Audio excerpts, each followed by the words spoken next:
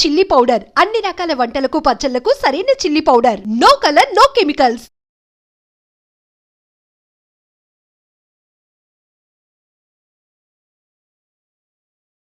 నమస్తే అమ్మా. నమస్తే అమ్మా, శ్రీమాత్రే నమః.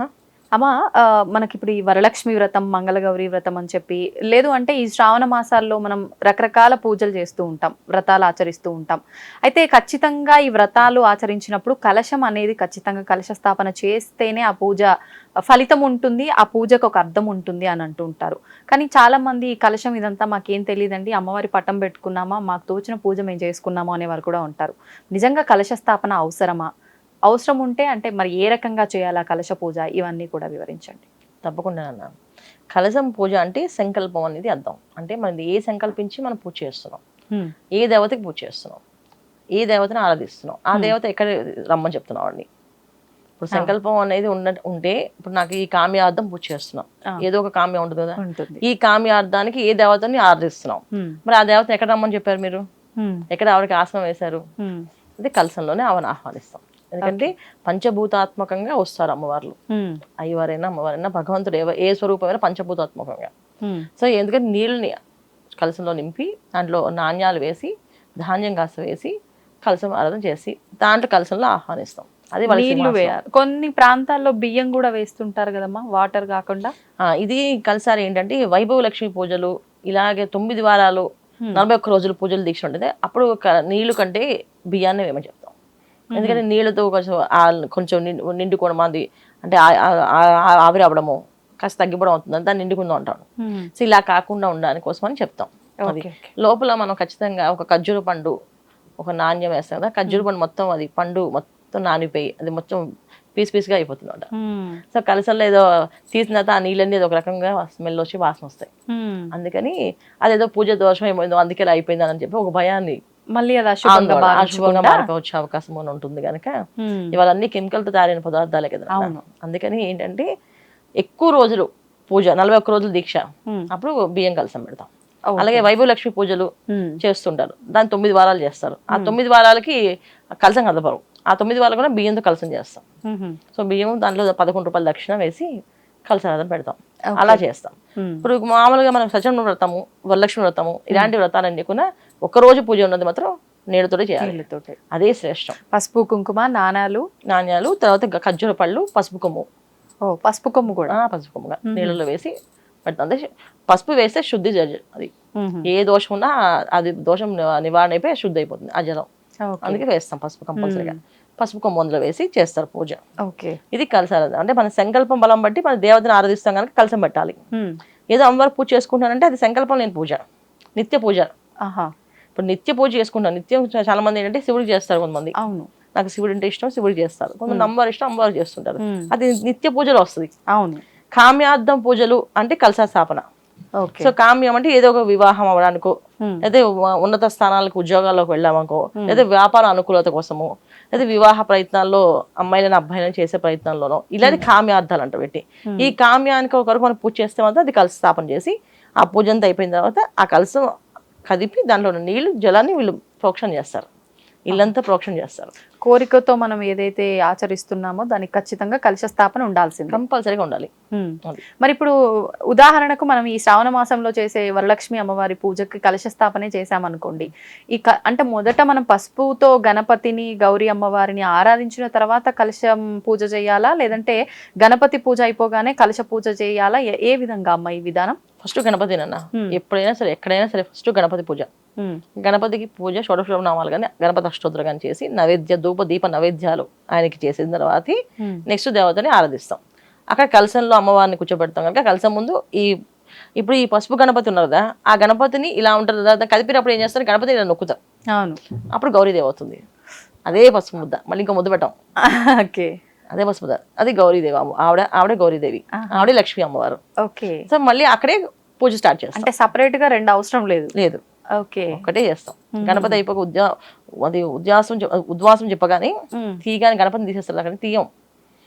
ఇలా గణపతి ఇలా ఉంటది, గణపతి ఇలా నొక్కుతాం, అమ్మవారు అవుతుంది. అంతే జస్ట్ పైన మేమైతే అలాగే చేస్తాం. అవునా?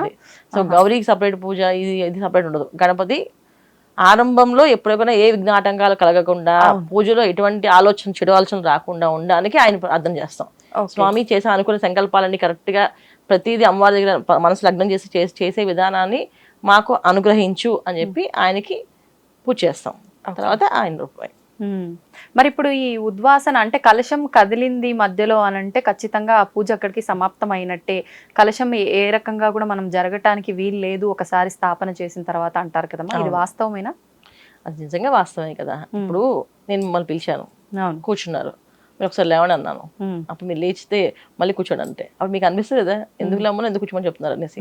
అంటే మీకు సీట్ సెట్ చేసి కూర్చోబెడతాం వాళ్ళు అంటే కొద్ది కదా. కలసంలో ఆవిడ ఆహ్వానించంటే అలా కూర్చుంది ఆవిడ, పూజ అంతా వింటుంది, మధ్య కదలకూడదు, అది ముందే ఏర్పాటు చేసుకోవాలి. సో కదిలితే ఏమైంది దోషం లేదని చెప్పి మనం పెద్దవాళ్ళు మన మనసుకి ఎన్నో చెప్పుకోవచ్చు, అవును, కానీ విధానం ఏది ఉందో అది చెప్తాను అంతే. సో విధానం ఏంటి, కలసం కదలకూడదు, కదిలితే ఆ వ్రతభంగం అయినట్టే. అంటే కామ్యం ఏదో ఆటంకం వచ్చినట్టే ఆ కామ్యానికి. ఇది ఒప్పుకోరు, లేదు కలిసినా పర్లేదు ఓం ఏదో విష్ణు విష్ణు అనుకుని మొదలు పెట్టేసాయండి అంటారు. అదేంటి, మానసిక ప్రశాంతత కోసం.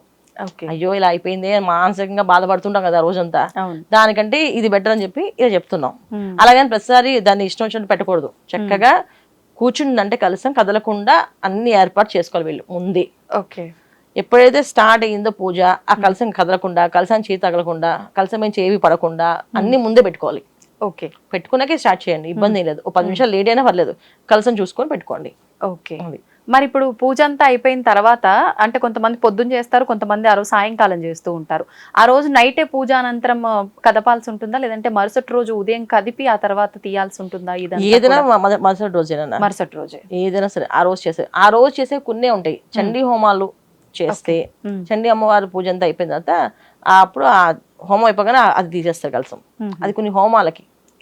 ఇంట్లో వ్రతాలకి మాత్రం మరుసటి రోజే మళ్ళీ దీపారాధన చేసి ఒక కొబ్బరికాయ కొట్టి హృదయం ప్రవేశయామి అనాలి ఆవిడ్ని.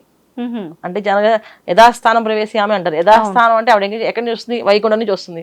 అంటే వైకుంఠం వెళ్ళిపోని చెప్పి అర్థం. మరి మనం హృదయ స్థానం ప్రవేశయామి దండం పెట్టుకోవాలి. అంటే మా హృదయంలో ఎప్పటికీ ఉండమ్మా, మా హృదయంలోనే ఉండాలి, నువ్వు మమ్మల్ని వదిలి వెళ్ళొద్దు అని చెప్పి అనుకోవాలి. హృదయ స్థానం ప్రవేశయామి అని చెప్పి సంకల్పం చెప్పి మళ్ళీ ఆవిడకి తీసుకొచ్చి మనం మందిరంలో ఆ ఫోటోలు ఏమైనా తీసుకుంటే అవి పెట్టేసుకోవడమే. అవి చేయాలి. యథాస్థానం ప్రవేశయామంటే ఎక్కడి నుంచి వచ్చారో వాళ్ళు అక్కడికి వెళ్తారు దేవతలందరూ. ఇప్పుడు ఈ కలశంలో ఉన్న నాణాలు, ఈ ఖర్జూరము, పసుపు కొమ్ము ఇవి ఏం చేయాలమ్మా? నీళ్ళు అంటే సరే మనం చెట్లకు పోస్తూ ఉంటాం, ఆ నీళ్ళు మనం అందరం కాస్త ప్రోక్షణ చేసుకొని స్నానాలు చేసినప్పుడు అందరూ బకెట్లో కొంచెం వేసుకొని స్నానం చేసేయాలి. అవునా? చేస్తే మనలో ఉన్న దుర్గుణాలన్నీ బయటకు పోతాయి. అంటే చెడు ఆలోచనలు, చెడు మనసులు, ఏదో కొంతమందికి వేరే వేరే కామాల ఆలోచనలు కూడా ఉంటాయి, అలాంటివన్నీ బయటపోతాయి. అందుకే స్నానం చేసేయాలి. ఈ ఖర్జూరం, పసుపు కొమ్ము ఇవన్నీ కూడా పసుపు మొత్తం నానుతుంది, అది శుభ్రంగా మనం రాసేసుకోవాలి, మొహాన్ని రాసేసుకోవాలి.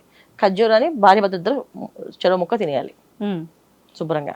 ఓకే, నాణ్యాన్ని మాత్రం పసుపు వస్త్రం కానీ ఎర్రని వస్త్రం కానీ కట్టుకొని ధనం ఉండే ప్లేస్ దాచిపెట్టుకోవాలి. అది అందుకే కదా అందరూ అమ్మవారికి లక్ష్మీ రూపు పూజ చేస్తారు. లక్ష్మీ రూపు చేసుకుని ఆ రూపు దాచిపెట్టుకుని 40 ఏళ్ళ తర్వాత ఆ రూపుని కాసులు పేరు వేసుకుంటారు. 40 సంవత్సరాల తర్వాత 40 కాసులు అయిన తర్వాత 40 కాసుల పేరు అది షష్ఠి బుద్ధికి వేస్తారు. షష్ఠి బుద్ధికి సపరేట్ గా నగలు ఉంటాయి కదా, కాసుల పేరు చంద్రహారం అని. అది అప్పుడు వేసుకోవాల్సిన, కానీ ఇప్పుడు అందరూ ఎప్పుడు పడితే అప్పుడు వేసుకుంటున్నారు. అప్పుడు అంటే ప్రతి సంవత్సరం చేసుకుని ఒక్కొక్క రూపు దాచిపెట్టి 40 ఏళ్ళకి 40 కాసులు. షష్ఠి బుద్ధి అయినప్పటికి కనీసం ఆవిడకి ఆయనకి 60 ఏళ్ళు వస్తే ఈవిడికి మొత్తం కలిపి వస్తాయి కదా వయసు, ఆ తగ్గట్టుగా ఈ 40 కాసులు 45 కాసులు అవుతాయి అప్పటికి. ఈ దాన్ని కాసుల పేరు చేసుకొని వీళ్ళు ఆ రోజు షష్ఠి బుద్ధి రోజు అలంకరిస్తారు. అందుకని ఎవ్రీ ఇయర్ ఒక కాసు ఖచ్చితంగా ఉండాలి అని చెప్పి చెప్పుకుంటారు. అంటే పూర్వం ఏంటంటే పెద్ద కుటుంబాలు, అవునవును, ఏంటి సంపాదన తక్కువ ఉండేది. అందుకని ఆ సంపాదనలో అందరూ వ్రతం చేసుకోవాలంటే అప్పుడు ఒక గ్రామ బంగారం కొంత సంవత్సరానికి అని చెప్పి కొనుక్కునేవాళ్ళు. ఇవాళ బంగారాలు ఎప్పుడు కొనేసుకుంటున్నారు అనుకోండి, కానీ అప్పుడు ఏంటంటే బంగారం అపురూపంగా ఒక రూపు కొనుక్కొని అమ్మవారికి పూజ చేసి ఆ రూపు దాచిపెట్టుకునేవాళ్ళు వాళ్ళ గుర్తుగా. ఈ వివాహం అయిన దగ్గర నుంచి అది షష్ఠి బుద్ధి రోజున ఆ కాసుల పేరు చంద్రహారం అని చెప్పి చంద్రహారం చేయించుకుంటారు. చంద్రహారం అవన్నీ వేసుకునేవాళ్ళు. అది అవి వేసుకుంటేనే ఇంకా వీళ్ళకి షష్ఠి బుద్ధి అయిపోయింది అర్థమైంది మనకి. ఎప్పుడైతే పెళ్ళిలో ఆది దంపతులు అంటాం కదా, వాళ్ళని పెద్ద ముత్తైదు వచ్చిందంటే ఆవిడ ఆశీర్వాదం తీసుకోవడానికి షష్ఠి బుద్ధి అయింది అడగట్లేదు, ఆవిడ కాసు పేరు వేసుకుని వస్తే ఇంకా షష్ఠి బుద్ధి అయిపోయింది ఇవిడికని అనుకోవచ్చు. కానీ ఇప్పుడు ఆ ఎరుక అనేది లేదు, ఇంకా అంత కామన్ అయిపోయింది కాబట్టి కలియుగం కదా, అన్ని అలాంటి ఎన్నో మార్పులు వస్తాయి, ఇంకా అంతే. చూస్తూ ఉండాలి. అవునవును. అంతే. నమస్తే అమ్మా, ధన్యవాదాలు. నమస్తే అమ్మా. శ్రీమాత్రే నమః. శ్రీమాత్రే నమః.